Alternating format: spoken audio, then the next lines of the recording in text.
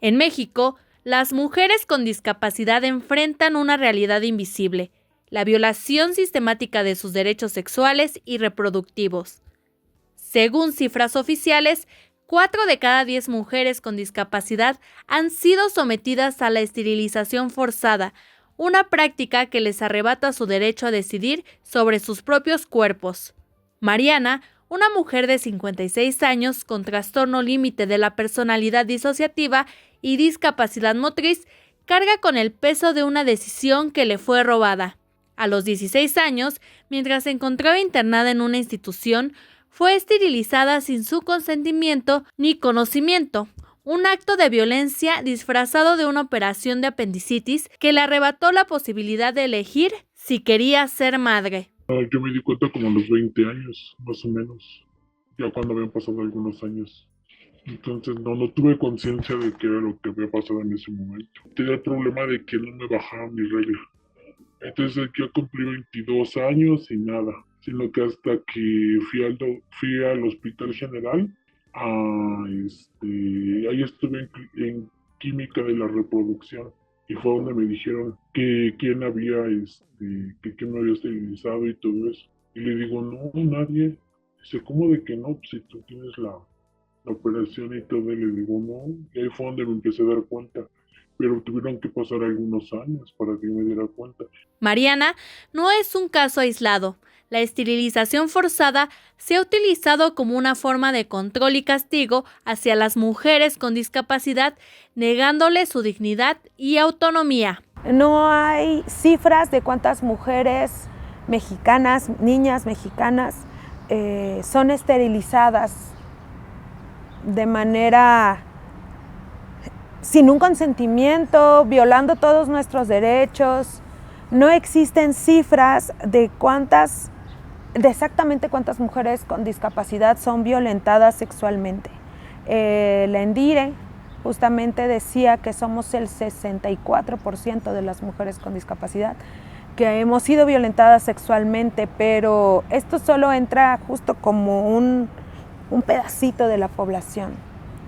Y entonces, además, no existen cifras de cuántas mujeres con discapacidad no tenemos acceso a el uso específicamente del ginecólogo. Las más vulnerables son las mujeres con discapacidad intelectual y psicosocial, porque justamente se considera que no tienen derecho a ser madres y que no pueden decidir sobre ellas mismas y sobre sus cuerpos. Los argumentos que hemos escuchado comúnmente y que también hemos documentado, por ejemplo, es que las mujeres con discapacidad no pueden hacerse cargo de otras personas, ¿no? De otros bebés, ¿no? Que no pueden criar un hijo. A veces es una forma en la que simplemente hacen que las mujeres interioricen que no pueden tener hijos por su discapacidad. O sea, el hecho de tener una discapacidad ya las hace mujeres que no pueden tener hijos. Pero detrás de estos argumentos se esconde una realidad más siniestra. La esterilización forzada también beneficia a quienes quieren encubrir abusos sexuales. Mariana, como muchas otras mujeres, sufrió la explotación sexual dentro de las instituciones que prometían protegerla. Cuando recién ingresamos, que tenemos como 13 años, pues ahí empezamos, ahí fue cuando nos fueron metiendo poco a poco a la prostitución, estando los mismos internados. Entonces obviamente nos dimos cuenta que pues no era, como una vez nos dijeron, no es buen plan para el negocio el que se embarazaran. Pero eso ya lo fuimos sabiendo ya con el tiempo. Con el tiempo de estar en otros, porque fueron muchos internados. Nos movían constantemente del lugar. Otro caso es el de Casa Esperanza, una institución para personas con discapacidad en la Ciudad de México que fue denunciada por DRI. Había una política en donde la institución requería al DIF, que era el responsable de las personas, que llegaran esterilizadas, ¿no? Que se les hiciera una operación para evitar embarazarse. Y el argumento del director es que él no podía protegerlas de que algún externo abusara de ellas. O sea, yo creo que es completamente el desconocimiento, porque el que tú operes a una persona para no tener hijos no quiere decir que la vayan a dejar de abusar. O sea, más bien como sociedad deberíamos estar pensando, a ver, ¿qué estamos haciendo para que los abusadores estén cerca de las mujeres con discapacidad intelectual o psicosocial? ¿Cuáles son los mecanismos de acceso a la justicia? La mujer con discapacidad tiene posibilidad de levantar una denuncia en caso de ser sexualmente abusada, no sé, por su familia o en una institución. O sea, ¿cuáles son los mecanismos que como sociedad tenemos justamente para prevenir el abuso sexual a mujeres con discapacidad? Mira, casi procuro no recordarlo porque duele mucho y porque la persona que me llevó ahí aún vive, que es mi madre, y actualmente pues yo soy su cuidadora. Pero sí de repente me pongo a pensar que, que la vida hubiera sido diferente, pero es como yo le digo a una amiga, si esa porque dice, es que ya esa vida no nos tocaba, pero pues la vivimos y hay que enfrentar lo que nos queda por delante. En México, la esterilización forzada no está tipificada explícitamente en el Código Penal, pero la violencia obstétrica sí está considerada en entidades como Aguascalientes, Chiapas, Estado de México, Quintana Roo, Guerrero y Veracruz. Si bien es cierto, hay ciertas leyes o códigos penales de las entidades federativas que sí tipifican la violencia obstétrica, desde GIR hemos sido enfáticas en que esta no es la mejor vía para alcanzar una reparación integral para las personas que sufrieron este tipo de violencias, ¿no? ¿Por qué? Porque uno, la violencia obstétrica es un problema estructural. ¿Esto qué quiere decir? Que está permeando en todo el Sistema Nacional de Salud, ¿no? No solamente tiene que ver con el personal de salud que atiende a la persona, sino también tiene que ver con la falta de insumos, con la falta de capacitación, ¿no? O sea, con cómo todo el Sistema Nacional de Salud al activarse no está garantizando que la persona usuaria que está siendo atendida sí se le garanticen todos sus derechos, ¿no? Como el consentimiento informado. Y lo que hace el derecho penal es individualizar el problema a una sola persona, ¿no? Es decir, al personal de salud que directamente realizó este procedimiento, sin tomar en cuenta, por ejemplo, todos los otros sistemas que también se activan como sistemas de sustitución de la voluntad, ¿no? En donde algún familiar, padre o tutor toma la decisión por la persona con discapacidad para que efectivamente se le esterilice. Además de Mariana, Eunice también ha defendido su derecho a decidir. Ella desafió las expectativas de su familia y la presión médica para ejercer su derecho a la maternidad. Pues yo tenía 29 años y pues la verdad, cuando supe que estaba embarazada, yo les di la noticia a mi familia y lejos de felicitarme, se molestaron mucho conmigo. Hubo mucho enojo. El único que se alegró pues fue mi papá y mi abuelita, pero todos me lo echaron en cara. Me dijeron que cómo me había atrevido a embarazarme, que yo no iba a poder ser mamá, que me comentó mi cuñado que me iban a quitar a mi hija en el DIF. Fueron muchos ataques y pues a mí me sigue dando mucho sentimiento que vengan esos comentarios de parte de mi familia, que en este caso pues la familia son las personas que deberían de apoyar más. Entonces existe una violencia obstétrica mucho más marcada que no solo las revictimiza, sino que también las culpabiliza porque se exige en todos los cuidados en una sola persona, pero es por eso que recaigo en un sistema de cuidados que realmente involucren a toda la sociedad. Es curioso porque socialmente está como este discurso de no al aborto por un lado, por otro lado sí, pero cuando se habla de mujeres con discapacidad, entonces sí, que sí aborten. O sea, como que en este caso sí es visto como algo positivo el aborto por algunas personas de la sociedad que comúnmente dirían no al aborto. Eunice se enfrentó a un sistema de salud que no reconocía sus derechos ni sus necesidades, un sistema que la excluyó y la intentó silenciar. Cuando estaba embarazada, pues acudí a mis consultas en el ISSSTE, en el Hospital Darío Fernández. Ahí me estuvieron viendo mes con mes para tratar mi embarazo, pero ya que yo estaba en los últimos meses, pues me dijeron que por mi condición de discapacidad no podía tener a mi hija en ese hospital por tener discapacidad. Pues también en una ocasión que en este mismo hospital asistía a una consulta con mi psiquiatra. Ella se enteró que estaba embarazada y mamá le preguntó que qué opinaba al respecto y la psiquiatra dijo que yo no debería tener a mi hija, que debía ir a abortarla. Y de hecho, pues me mandaron a hacer unos estudios, pero yo pensaba que eran unos estudios de rutina y no, ya cuando estaban haciéndome un ultrasonido, me comentó la doctora, ¿tú estás de acuerdo con abortar? Entonces, pues yo me molesté mucho, les dije que no, que yo quería tener a mi bebé, que yo quería,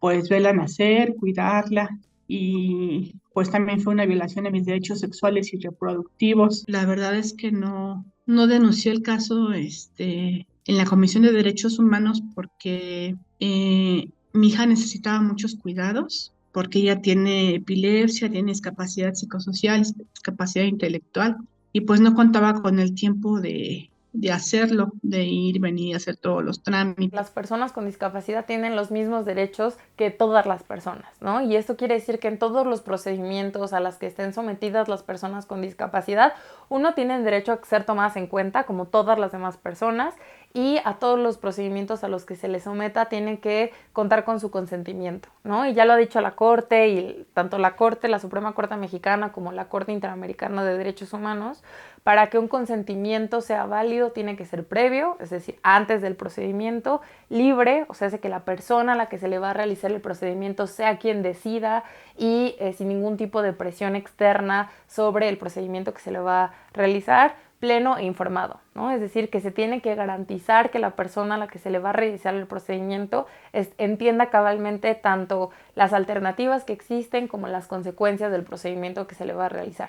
Y para esto, pues tiene que haber sistemas de apoyo y ajustes razonables para las personas con discapacidad, de tal forma que se garantice que están entendiendo esta información. Que no solamente hay estereotipos de género, ¿no? O sea, hay un montón de estereotipos que se han creado en torno a la discapacidad, ¿no? Que le llaman mitos, pero yo pienso que es más un estereotipo en términos de que pensamos que una persona con discapacidad es alguien angelado, alguien inmaculado, es una niña o un niño eterno, una persona completamente incapaz, además una persona completamente asexual, y en estas ideas, en estos imaginarios colectivos, colocamos a las personas con discapacidad en una situación que les va a vulnerar sí o sí sus derechos, en este caso sus derechos sexuales y reproductivos. Solo mis ojos no ven, mi cuerpo sí siente, ¿no? Y aunque no sintiera, digamos que todos tendríamos ese mismo derecho, porque la sexualidad no solo es un acto sexual, es como esa plenitud de reconocerte, de sentirte, de identificarte, de muchas cosas que implica. La falta de información y la atención médica inadecuada son obstáculos que muchas mujeres con discapacidad enfrentan en México. Cuando eres niño, pues obviamente el derecho de tu cuerpo pues, está completamente vulnerado generalmente, ¿no? Y cuando eres una niña con discapacidad que necesita 25,000 tratamientos y que tus papás, pues es lógico, ¿no? En este intento por ayudarte, por tener un hijo más funcional, porque pues sus expectativas de un hijo también se ven pues derrumbadas cuando un hijo tiene discapacidad. Pues ellos intentaron muchas veces como que yo fuera algo que no iba a ser nunca. Entonces, muchas veces se vulneró ahí pues médicamente el sentir de mi cuerpo, el querer yo hacer una cosa y que se haga otra. Hay una NOM 005 de planificación familiar del 93 que básicamente pues dice que las mujeres con discapacidad son candidatas para una oclusión tubaria bilateral con discapacidad intelectual. Y no dice discapacidad intelectual, la NOM dice retraso mental, me parece retardo mental. A pesar de que hay códigos civiles y códigos penales que nos dicen que no es permitida la esterilización a mujeres, pues eso no nos asegura que las mujeres con discapacidad no sean esterilizadas, especialmente pues porque hay una contradicción incluso legal en donde la NOM te dice pues que si tienes una discapacidad intelectual puedes ser candidata a una pues cirugía, ¿no? De este estilo. Desde Gire acompañamos un caso que es el caso Jessica, que fue una menor de edad que sufrió una violencia sexual y que tenía una discapacidad, ¿no? Parálisis cerebral infantil. Entonces también ocasionalmente sufría de convulsiones, entonces en una crisis tanto su mamá como su abuela la llevaron al hospital y ahí se dieron cuenta de que estaba embarazada, ¿no? Tenía 5 meses de embarazo. Y pues evidentemente tanto al hospital, o sea, denunciaron en el hospital que había sido víctima de violencia sexual y solicitaron el procedimiento de aborto por violación. Sin embargo, en el Hospital General de Tapachula, que fue donde la atendieron, le negaron el servicio porque dentro del Código Penal de Chiapas en ese momento había una restricción de que los abortos por violencia sexual solamente se podían realizar durante los primeros 90 días, ¿no? Pasado este periodo gestacional ya no se podía realizar el procedimiento. Entonces, esto que tuvo como consecuencia, pues que en el Hospital General donde estaban atendiendo a Jessica no le realizaran el procedimiento y tanto su madre como su abuela tuvieron que buscar que le realizaran el procedimiento por sus propios medios, ¿no? Entonces, con el acompañamiento legal de Gire es que este caso llega a la primera sala de la Suprema Corte y la Corte reitera que en los casos de violencia sexual, no debe de haber límite de plazo, ¿no? Pero que adicionalmente hay ciertos grupos particular que se encuentran en situaciones de vulnerabilidad, como las niñas, las adolescentes y las mujeres y personas con discapacidad que tienen capacidad de gestar, que durante un cierto plazo en específico son menos propensas a darse cuenta que están cursando un embarazo, ¿no? Entonces, esto nos abre también el camino para darnos cuenta que ciertas leyes que no necesariamente están pensadas bajo una lente capacitista, ¿no? Pero sí tienen una afectación directa e inmediata en las personas con discapacidad. El tema del ejercicio de derechos está conectado no solo con que lo reconozca en la ley, tiene que ver con el diseño, la implementación y la presupuestación de política pública. Una política pública que acompañe a estas personas con discapacidad para que puedan ejercer sus derechos sexuales y reproductivos. Y te estoy hablando desde el condón, que tendría que estar legislado, que las compañías de condones tendrían que ponerlo en braille y que tendría que estar con dibujitos mucho más explícitos y en lectura fácil para que las personas con discapacidad intelectual puedan acceder a los condones, por ponerte un ejemplo, ¿no? También, cuando estamos hablando de los servicios de salud, tendríamos que estar pensando que en los centros de salud, cuando llega una persona ciega y pide un condón, no reciba como respuesta, es que ¿cómo te atreves a tener sexo si tú estás ciego? La violencia obstétrica es una realidad para 1 de cada 2 mujeres con discapacidad, según la ENDIRE. Vamos al Hospital Obregón el 22 para que me internen, pues porque ya conocíamos un poco los síntomas de la sepsis. Entonces, o sea, ya, porque además está el niño y pues hay que preservar, ¿no? Y entonces me ponen un suero en el brazo derecho, pero no era suficiente porque como casi no tengo venas, necesitaban pasarme antibióticos para mí y maduradores para mi bebé. Porque según los ultrasonidos, el último ultrasonido que me habían hecho una semana antes, mi bebé tenía 29 semanas. Era muy pequeño. Entonces entré en una crisis de ansiedad, de pánico, porque aparte pues yo estaba sola y adentro me estaban diciendo que mi hijo se iba a morir. Cuando yo sentía a mi hijo que se movía y ella me decía, es que no va a sobrevivir. Unas horas después pasa mi hermano a verme y yo le dije, si mi hijo no sobrevive, si salen, yo sigo en el quirófano y salen a decirles que mi hijo no sobrevivió, yo quiero que tú, por favor, les digas que ya no hagan nada por mí. Porque yo no quiero vivir en un mundo donde mi hijo no exista. El 24 por la madrugada, después de yo ver un montón de bebés nacer y un montón de violencia obstétrica, horrible, me dicen, te vamos a llevar al Hospital General de México. Cuando yo llego al General, y entre este lapso de el bonito último ecografía, el último ultrasonido, y que me van a llevar a cesárea, pues me empiezan a decir, ¿no? Firma todos los consentimientos y todo este rollo, y el de marcaje, y el de anestesia, y bla, bla, bla, ¿no? Y aparte de hacerme la cesárea para que mi hijo naciera, porque ya aparte mi hijo tenía 1 centímetro de líquido amniótico, ya no tenía absolutamente nada, básicamente. También me decían que me iban a hacer un lavado quirúrgico por el tema de la úlcera, que era lo que a mí literal me estaba matando. Y pues comprometía la vida de mi hijo, ¿no? Entonces iba a ser cesárea y lavado quirúrgico al mismo tiempo, obviamente una vez que el niño naciera. Pero ellos me decían, es que necesitamos que nos firmes también una salpingoclasia y una histerectomía. Y yo, ¿pero por qué, no? Y me decían, pues es que en tus condiciones tener otro hijo va a ser muy riesgoso y que no sé qué. Yo les dije, no, yo no quiero histerectomía, yo no quiero salpingoclasia y quiero que a todos les quede bien claro. Yo no quiero eso. Y si ustedes me lo hacen, eso es esterilización forzada. Yo no voy a permitir que me hagan esto, porque si yo quiero tener un hijo después, va a ser bajo mi responsabilidad. Cuando iba yo camino hacia el quirófano, yo le iba diciendo a mi papá antes de que, cuando me dijo mi papá, ves que te despides de tu familiar y eso, yo le dije, pa, por favor, si te dicen que firmes para la salpingoclasia o para la histerectomía, no lo hagas. Eso es algo que yo no quiero, no se los permitas. Y aparte también tenían que hacerme una colostomía por el tema de la úlcera. Y yo también, no quiero nada de eso, no les firmes para ninguna de las tres. Porque si tú lo haces, o sea, no.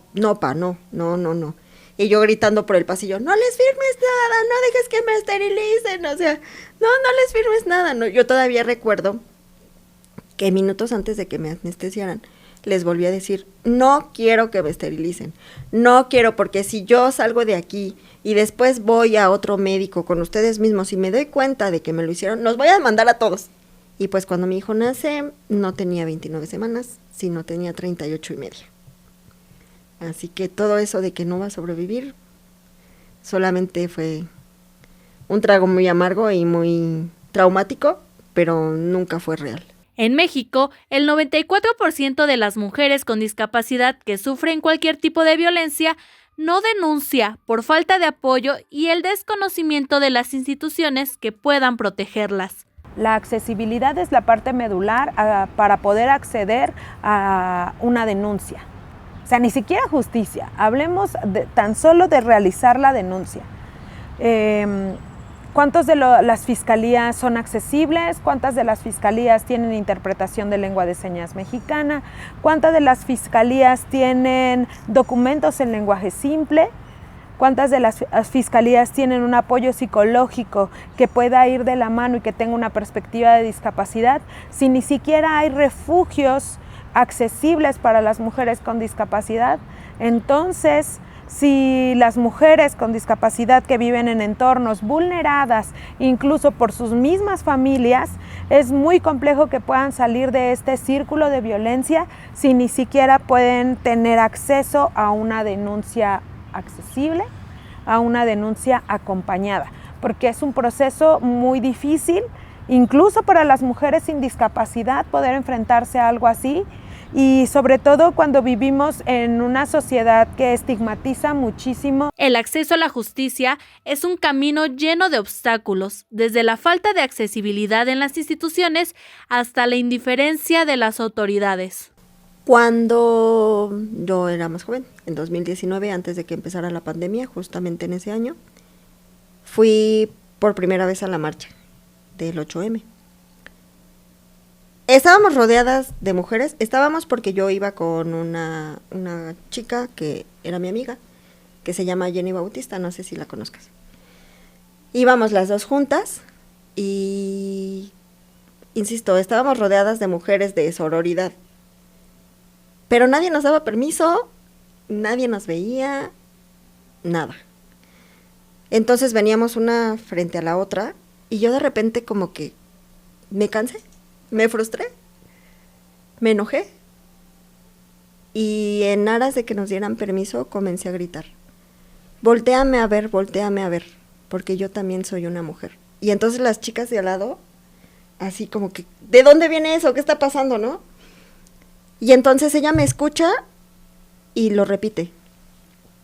Y comenzaron como a darnos paso, como a entre ellas mismas cuidarnos, ¿no? Y yo dije, pues sí, porque nosotras también somos mujeres. Porque yo no soy una silla de ruedas, porque también unas chicas más adelante dijeron, denles permiso a las sillas de ruedas. Y yo no. O sea, eso fue como que lo que a mí me detonó dentro de mi cabeza, esto, gritar esto, decir esto, consignar esto. Que yo no soy una silla de ruedas, yo soy una mujer como ellas. Y yo estaba ahí en la misma condición que ellas. Defender mi derecho.